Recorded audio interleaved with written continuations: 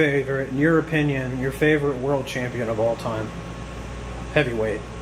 Well, now keep in mind, as a kid growing up, I didn't get a chance to see guys, the world champions, wrestle much because they didn't come to the Detroit area. Maybe to Detroit, but we didn't see them as a kid. I seen a lot of Ric Flair.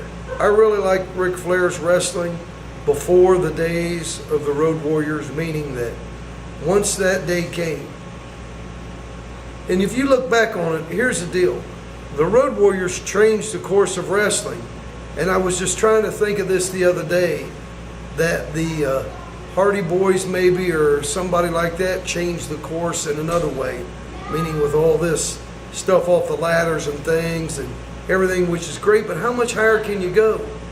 I mean, the Road Warriors set the course for big, muscle-bound guys in wrestling.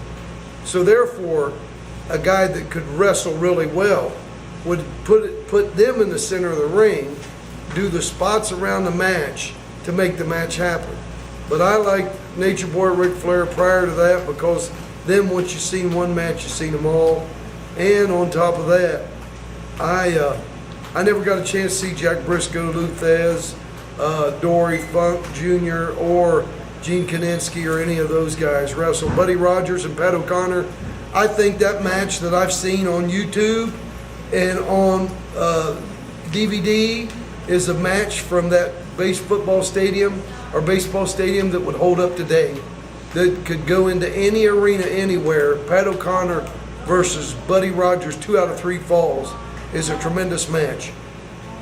You see, what people don't do today, the wrestling doesn't make it look convincing. And what I'm saying is, the wrestlers today are trying to make it look so much like a work, whether it's no facial expressions or whatever. Plus, they're just, which the guys said that about us in the 80s. Man, you guys move around too fast or too much. I guess it's the ideal that you try to outdo the generation before, but with UFC, and I've said it once, said 100 times, hijacked the wrestling business, and they just wrestle on the mat or punch each other in the face or whatever, and it's high. But as far as the world champions, it wouldn't be fair to me to say who. I loved Harley Race too. I liked to watch him wrestle. He was slow and methodical, but everything counted what he did. I liked Harley Race. But as far as picking one particular one that I liked, his wrestling ability would be hard for me to do because I didn't get a chance to see him all.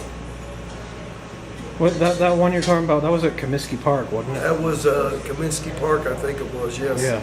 It was Yeah. 1961. To a nicer guy, it couldn't have happened. To a nicer guy, it couldn't happen. When they made the mold for champion, they made it for me. He said, I'll tell you one thing, Pally, if any challengers come my way, if I do any running, I'll be running straight at him. I think to a nicer guy, couldn't happen.